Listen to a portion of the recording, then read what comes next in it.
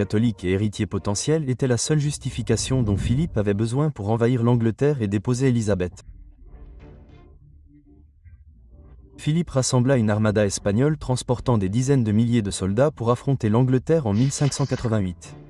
Avec l'empire le plus puissant du monde qui s'approchait d'elle, les jours d'Élisabeth semblaient compter. Mais 3 facteurs sauvèrent l'Angleterre de la défaite. Tout d'abord, Élisabeth elle-même, dont le leadership constant et les discours enflammés aux troupes redonnèrent espoir face à une défaite certaine. Deuxièmement, et c'est le plus important, une terrible tempête frappa l'armada en cours de route, coulant et endommageant de nombreux navires. Enfin, la vivacité d'esprit de capitaines anglais comme Sir Francis Drake et John Hawkins, qui envoyèrent des brûlots dans l'armada malmenée, ce qui lui infligea des dégâts dévastateurs. Si l'Espagne avait réussi à débarquer, elle aurait probablement gagné. Mais contre toute attente, l'Angleterre l'emporta. L'ère élisabéthaine. Les défaites de l'armada espagnole marquèrent un point culminant de l'histoire anglaise. L'Angleterre avait repoussé la plus grande puissance du monde et s'engageait sur sa propre voie pour revendiquer ce titre. Les richesses des Amériques avaient rendu l'Espagne puissante et Élisabeth était désireuse de faire de même. Les explorateurs anglais avaient atteint les Amériques pour la première fois sous le règne d'Henri VIII, le roi chargeant John IV de mener la première exploration européenne moderne de la côte nord-américaine. Élisabeth intensifia ses efforts d'exploration et de colonisation, notamment par l'intermédiaire de Sir Walter Raleigh qui partit en mission et nomma le territoire de Virginie en son honneur. Son règne vit également la première tentative de l'Angleterre de fonder une colonie américaine sur l'île de Roanoke, dans l'actuelle Caroline du Nord.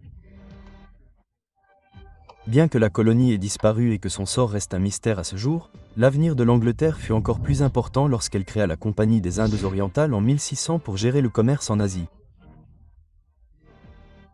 Avec le temps, la Compagnie des Indes orientales allait devenir l'une des branches les plus puissantes de l'impérialisme britannique.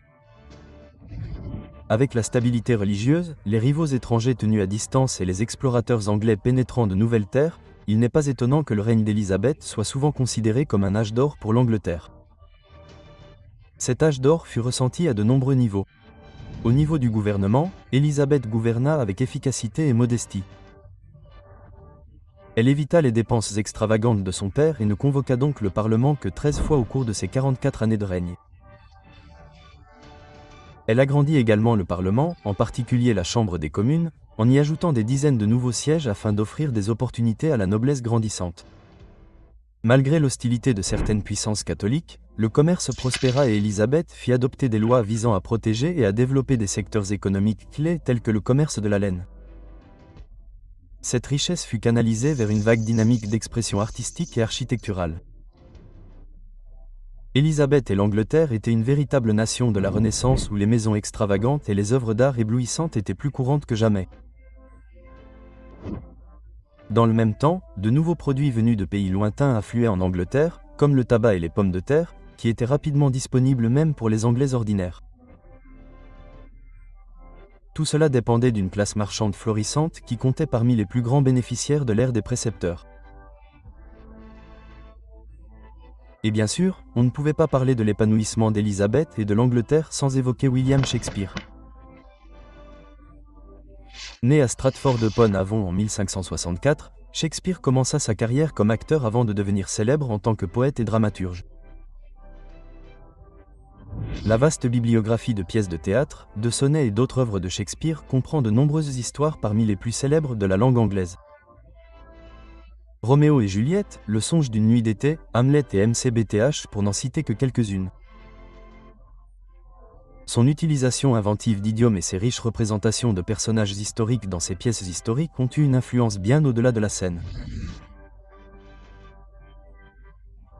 La popularité et l'influence de Shakespeare témoignent de l'environnement culturel florissant de l'époque élisabéthaine, où les grands artistes pouvaient jouir de la gloire et de la fortune tandis que les masses pouvaient s'enrichir grâce aux meilleures productions culturelles de l'époque.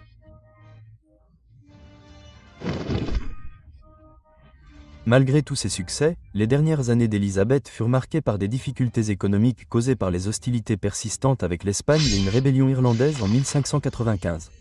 L'inflation a fait baisser les salaires, en particulier vers la fin du règne d'Élisabeth, et le vagabondage était un grave problème.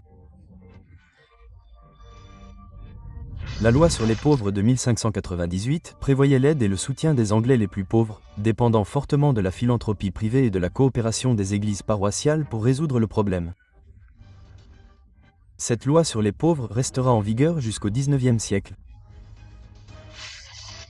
Élisabeth mourut en 6003 après un règne marquant de 44 ans. Sans héritier, la couronne passa à Jacques V d'Écosse, qui devint Jacques Ier d'Angleterre, unissant ainsi les deux antagonistes historiques sous la même couronne. L'ère Tudor était révolue. Mais l'histoire du changement religieux, de l'exploration mondiale et de l'ascension de l'Angleterre vers une véritable puissance ne faisait que commencer.